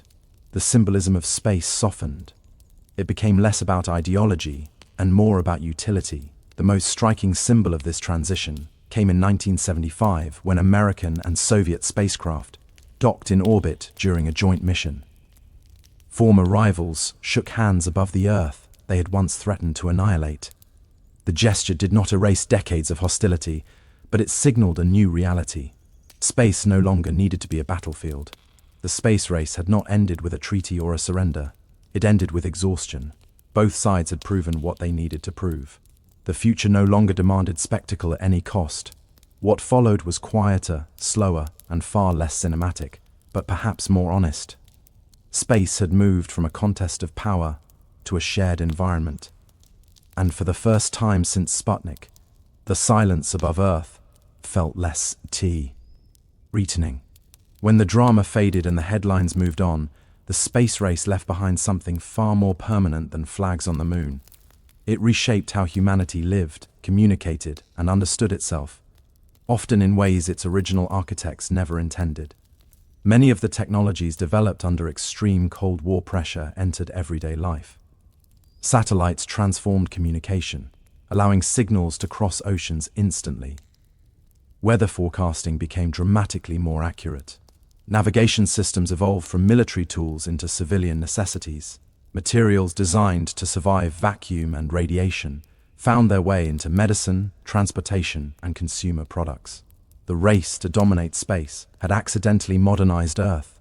Perhaps more important was the psychological shift. For the first time in history, humans saw their planet from the outside. Photographs of Earth hanging in black space altered global consciousness. Borders vanished. Nations shrank. The idea that humanity shared a single fragile home became harder to ignore. Ironically, a competition rooted in division produced the most powerful image of unity ever recorded. The space race also rewrote the relationship between science and government. It proved that massive coordinated investment in research could achieve the seemingly impossible, but only at enormous cost. Future generations inherited both the benefits and the cautionary lessons. Innovation thrived under pressure, but it also bent ethics, hid failures, and treated human lives as acceptable losses. For scientists and engineers, the era became mythic, a time when deadlines were absolute, resources vast, and failure unacceptable. It inspired generations to pursue science, technology, and exploration, even as it warned them about the dangers of political interference in research. The rivalry also changed geopolitics. Space became a domain that could not be claimed like land or sea. Treaties emerged to limit weapons in orbit. Cooperation, once unthinkable, became practical. Space stations replaced moon races. Joint missions replaced secret competitions. The sky, once a battlefield, slowly turned into shared territory. Yet the space race left unresolved questions. Who owns space? Who benefits from its resources? Should exploration serve nations, corporations, or humanity as a whole? These debates still echo today, shaped by decisions made under Cold War pressure decades ago. In the end, the space race built more than rockets. It built a new age, one where Earth was no longer the ceiling of human ambition, but the starting point. The race had ended, but its consequences were only beginning. The space race is often remembered as a competition with a clear winner, but that memory is misleading. Yes, the United States reached the moon first. Yes, the Soviet Union never caught up to that final symbol. But history rarely ends cleanly. What truly mattered was not who won, but what the race permanently changed. The space race proved that human ambition could break boundaries once thought absolute. For the first time, the sky was no longer the limit. That psychological shift did not disappear when budgets were cut or programs canned. It lingered. Every satellite launch, every space probe, every modern mission to Mars traces its lineage back to that Cold War obsession with superiority. At the same time, the race exposed the dangers of tying exploration too closely to politics. Decisions were rushed, risks were hidden, lives were lost quietly to preserve national pride. Progress was real, but it was uneven and often cruel. The space race succeeded because it was fueled by fear, and that same fear nearly broke it more than once. As the Cold War thawed, space slowly transformed from a symbol of domination into one of cooperation. Former enemies learned to share orbit. Scientists collaborated across borders that once seemed unbreakable. The sky no longer echoed with ideological threats, but with radio signals carrying shared data and joint missions. Yet, the legacy remains unresolved. Space is once again becoming competitive. New nations and private companies now chase prestige, resources, and strategic advantage beyond Earth. The old questions have returned in modern form. Who controls space? Who profits from it? Who is allowed to dream beyond the planet? The space race offers a warning and a promise. It shows how quickly ambition can turn exploration into conflict.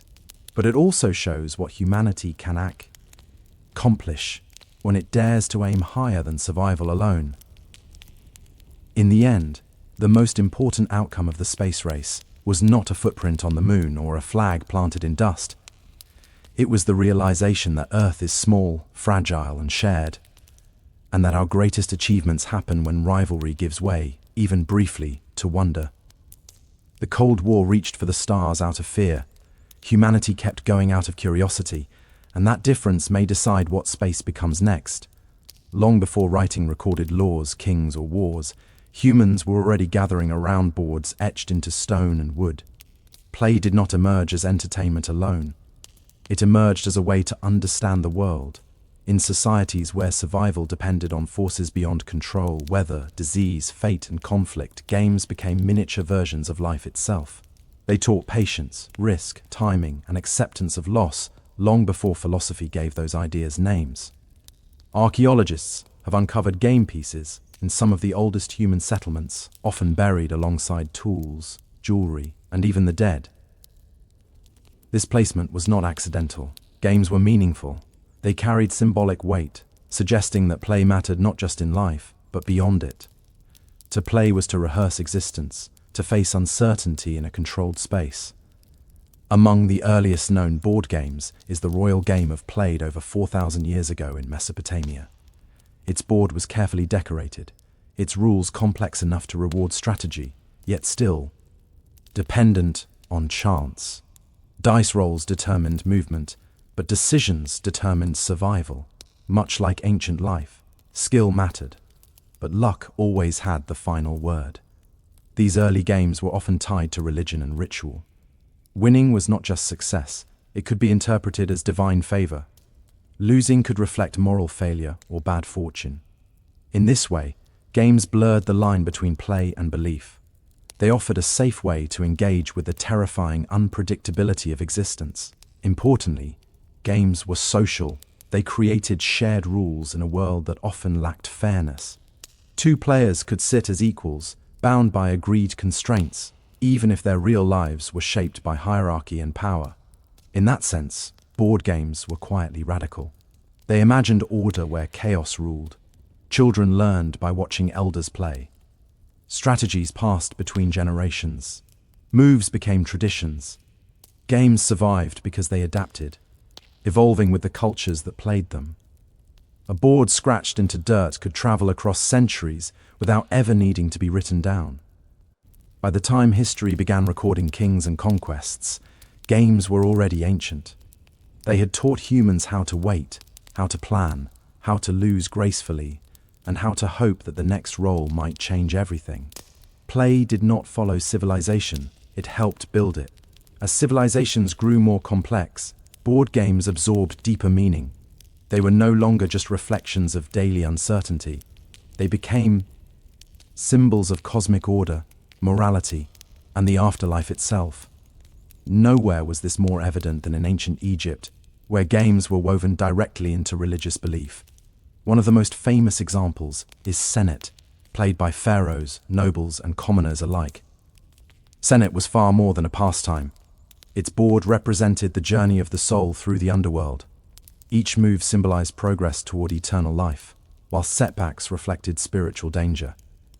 Winning was not simply victory, it was proof of harmony with divine order. Senate boards were placed in tombs alongside food, jewelry, and spells. The dead were expected to continue playing in the afterlife, navigating fate even beyond death. To ancient Egyptians, play did not stop when life ended, it followed the soul. Far from Egypt, similar ideas emerged independently. In ancient China, the game of Go appeared, elegant, abstract, and endlessly complex. Unlike games driven by luck, Go emphasized patience, balance, and long-term thinking. Its goal was not total destruction of the opponent, but control through subtle positioning. This mirrored Chinese philosophy, where harmony and restraint were valued over brute force. Go was associated with scholars, generals, and emperors. It trained the mind for governance and warfare alike. Every stone placed on the board echoed decisions made in real life, irreversible, strategic, and deeply interconnected. Mistakes could not be undone, only compensated for. The game taught responsible ity across cultures. Board games began to serve as moral instructors. They modeled ideal behavior, foresight, discipline, respect for rules, and acceptance of consequence. Cheating was not clever, it was corrupt. Losing was not shameful, it was educational. What is striking is how similar these games were in purpose, despite vast distances between cultures. Without contact, societies reached the same conclusion. Play was a safe way to explore power, fate, and ethics. Games became classrooms without teachers, sermons without priests. By this stage, board games had moved beyond leisure. They were tools for shaping how people thought about life, death, and order. The board was no longer just a surface. It was a world small enough to control, yet vast enough to reflect reality. And humanity kept playing. As societies became more hierarchical and warfare more organized, board games evolved into training grounds for power. Play was no longer just about fate or the soul. It became preparation. Rulers, generals, and elites embraced games that rewarded foresight, deception, and long-term planning. Winning meant thinking several moves ahead, much like surviving in politics or war. No game embodies this shift more clearly than chess. Emerging from India as chaturanga before spreading across Persia and into Europe, chess transformed conflict into abstraction. Kings, queens, bishops, and knights mirrored real social roles. The board became a battlefield where hierarchy mattered, sacrifice W, as necessary, and one mistake could doom everything. Chess taught restraint. Power was not unleashed recklessly. It was positioned, protected, and sometimes deliberately lost to secure a greater goal. For medieval nobles, this was not a metaphor. It was instruction to rule, meant to calculate consequences, not rush into combat. It is no accident that chess became associated with intelligence, discipline, and elite education. Elsewhere, strategy took different forms. In ancient Scandinavia, games like Hennefeld simulated asymmetric warfare. One side defended a king attempting escape, while the other sought to capture him. Victory did not depend on equal forces, but on positioning and timing, reflecting the realities of Viking raids and defensive struggles. In South Asia, games such as Pachi blended strategy with chance, mirroring social mobility and rigid caste systems. Skill mattered, but fortune could elevate or destroy anyone. This balance made the game widely accessible, played by royalty and villagers alike. What unified these games was their social function. They reinforced values admired by each culture: patience, loyalty, bravery, cleverness. Games became markers of status. To play well signaled education and refinement. To play poorly suggested recklessness or lack of control. Importantly, these games also spread through conquest and trade. As empires expanded, so did their games. Rules adapted, pieces changed shape, but the core lessons remained. A board game could travel farther and last longer than an army. By the medieval period, board games had become mirrors of society's power structures. They taught players how the world worked, who mattered, who moved freely, and who existed to be protected or sacrificed. Play had become political, and the board, once a ritual space, was now a classroom for command. As board games spread across continents, they did not always carry noble lessons or spiritual meaning. Many became entangled with chance, money, and vice, and society reacted accordingly. Dice games, race games, and betting boards exploded in popularity because they were simple, fast, and thrilling. They also terrified authorities. One of the most enduring games of chance was backgammon, a descendant of much older Mesopotamian race games. Its mix of dice and strategy made it irresistible. Anyone could win. Skill helped, but luck could overturn even the smartest plan in seconds. That unpredictability mirrored real life, and that was precisely the problem. In medieval and early modern Europe, games of chance became deeply associated with gambling. Taverns echoed with dice rolls and shouted wages.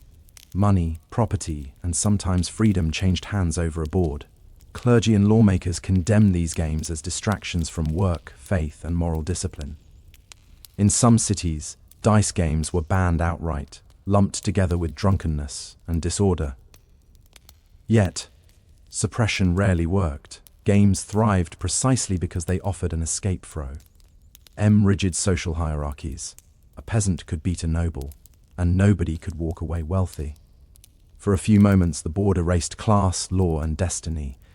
That kind of freedom was intoxicating. Authorities responded by trying to control play rather than eliminate it. Some games were rebranded as respectable when played without money. Others were confined to certain classes or locations.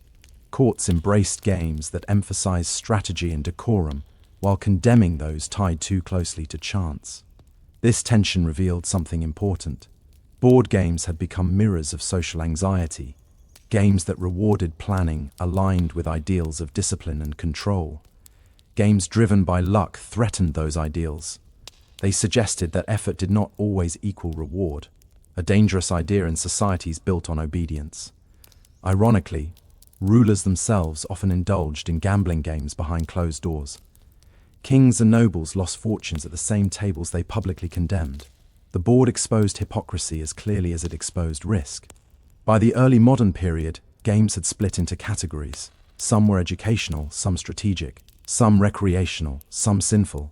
That division shaped how games would evolve in the centuries to come. Board games were no longer just reflections of society. They were battlegrounds where ideas about work, fairness, and fate collided, one roll of the dice at a time. By the 19th century, board games began to change purpose once again. As industrialization aped daily life, play started to mirror economics, labor, and social systems rather than gods or kings. The board was no longer just a battlefield or moral lesson. It became a model of how society functioned, and sometimes how it failed. In Victorian Europe and America, a new class of educational board games emerged. These games taught children geography, history, punctuality, and obedience. Progress along the board rewarded discipline and hard work. Falling behind meant punishment or delay. The message was clear. Success came from following rules and staying on track. Play quietly reinforced the values of an industrial world that demanded order and productivity. But not everyone accepted that message without question. In the early 20th century, the game appeared that openly criticized the system it portrayed. Created by Elizabeth Margie, the landlord's game was designed to expose the dangers of monopolies and unchecked wealth. Players experienced how land ownership concentrated power and crushed competition. It was meant to be a warning, not entertainment. Ironically, the critique was too effective. The game was simplified, commercialized, and stripped of its original political message. It re-emerged as Monopoly, now celebrating the very system it once condemned. Players were no longer meant to question inequality. They were encouraged to dominate it. Winning meant bankrupting friends and family with a smile. This transformation revealed something crucial about modern board games. They were no longer just reflections of society. They could be tools of ideology. A set of rules could normalize greed, competition, or cooperation, depending on how the game was framed. Play shaped belief. Monopoly's success was explosive. It became a household staple, teaching generations how rent, ownership, and debt worked, often before they encountered them in real life. The board became preparation for adulthood in a capitalist world. At the same time, cooperative games and moral alternatives continued to exist quietly, offering different visions of success. But mass popularity favored competition. Winning mattered. Accumulation mattered. By the early 20th century, board games had become cultural mirrors with sharp edges. They taught players not just how to play, but how to think about power, money, and each other. The board was no longer ancient or sacred. It was modern, and it was teaching lessons every time someone rolled the dice. As the 20th century progressed, board games absorbed the fears and ambitions of a world shaped by global conflict.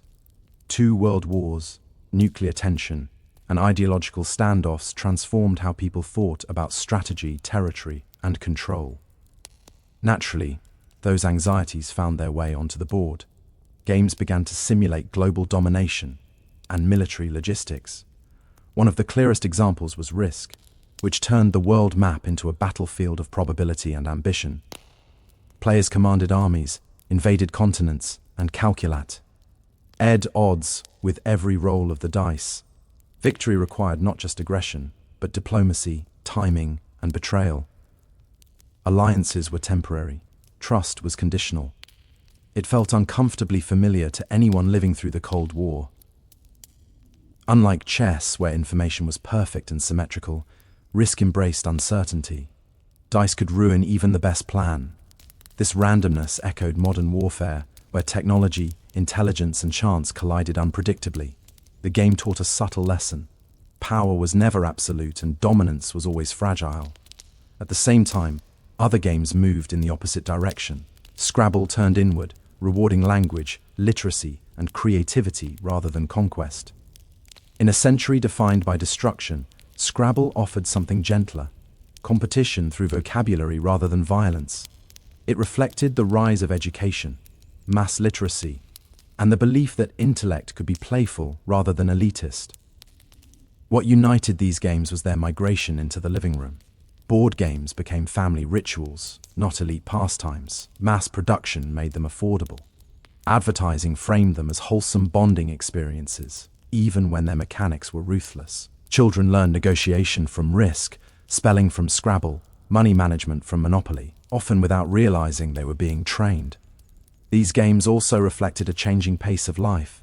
As work became more abstract and bureaucratic, games offered clear rules and visible outcomes. You could see progress. You could win. In a confusing world, the board provided clarity.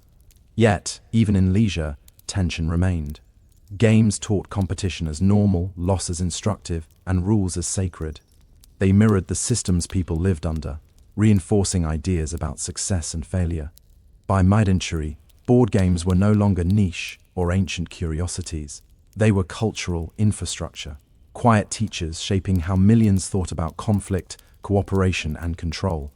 The world was changing fast. The board kept up. By the late 20th century, something unexpected happened. After decades of mass-market games dominated by luck, elimination, and endless repetition, players began to want more. They wanted decisions to matter. They wanted stories, tension, and fairness. Quietly at first, then all at once, board games evolved again. This shift began most clearly in Germany, where designers rejected long player elimination and punishing randomness. Instead, they focused on systems that rewarded planning, balance, and participation until the very end. These games became known as Euro games, and they changed everything. One of the most influential was Settlers of Catan. There were no armies, no global domination, and no player was ever knocked out. Victory came through negotiation, resource management, and timing. Trade replaced war. Cooperation and competition coexisted uneasily, much like modern economies. The game was tense, social, and deeply strategic, and it felt new. This design philosophy spread rapidly. Games like Carcassonne and Ticket to Ride emphasized spatial planning, incremental advantage, and accessibility. They were easy to learn, but difficult to master. Importantly, they respected the player's time. Sessions ended predictably. Losses felt earned, not arbitrary. At the same time, hobbyist communities exploded. Dedicated game stores, conventions, and online forums connected players across countries. Designers became known by name. Rule sets became experimental. Themes expanded beyond war and wealth into farming, disease control, storytelling, and survival. Games were no longer just products. They were authored experiences. This era also reintroduced cooperation in a meaningful way. In games like Pandemic, players worked together against the system itself. The enemy was not each other, but collapse. Winning required communication, sacrifice, and trust. It reflected a growing awareness that modern problems were shared and could not be solved alone. What made this revolution significant was not complexity, but intention. Designers asked new questions. What emotions should a game create? What behaviors should it reward? What stories should emerge naturally from play? For the first time in centuries, board games were no longer simply mirroring society. They were actively imagining alternatives, and players noticed. At the turn of the 21st century, many assumed board games were finished. Video games dominated attention.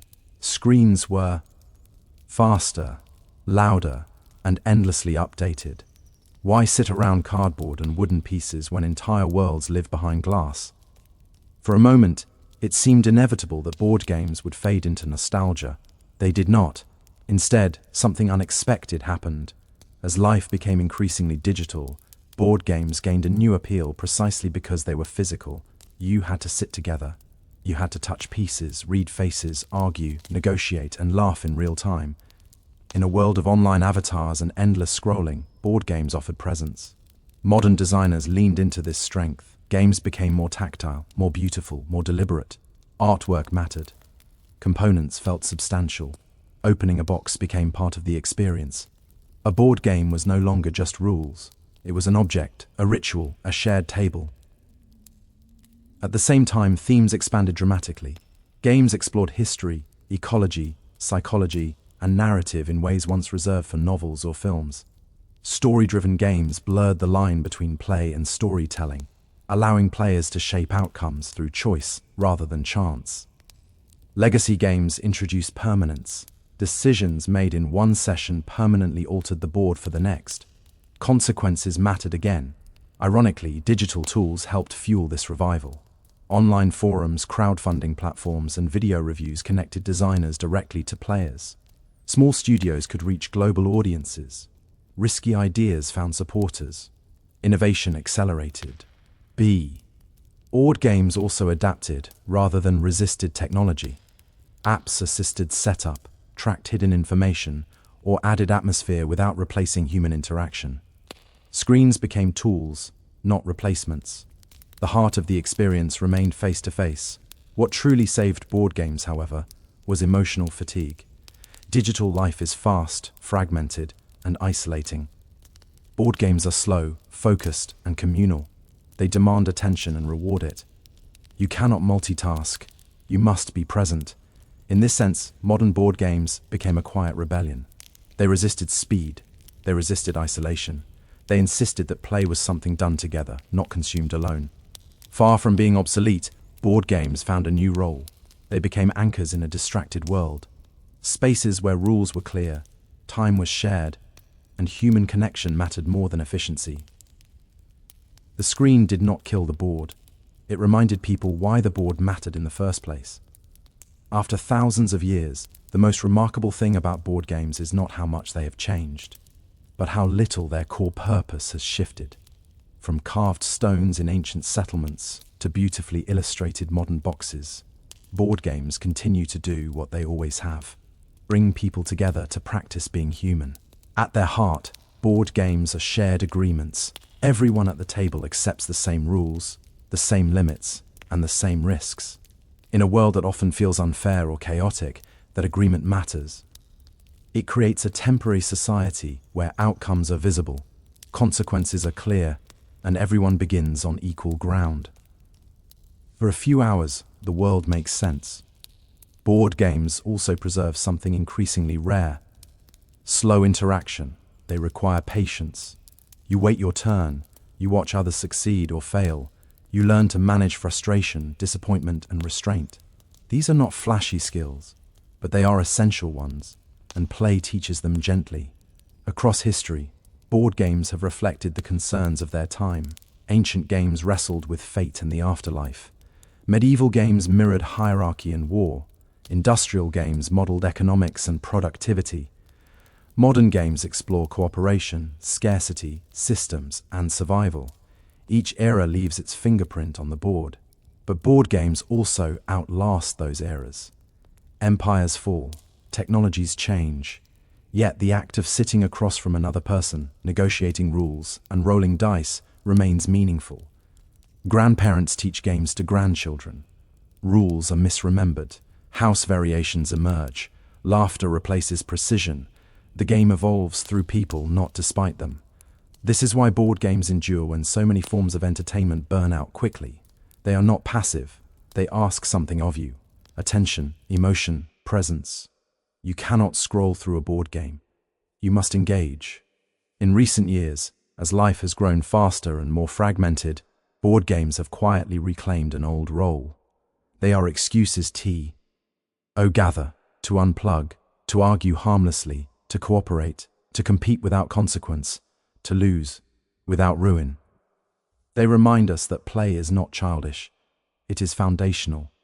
It is how humans test ideas, rehearse conflict, and practice empathy in a space where failure is allowed.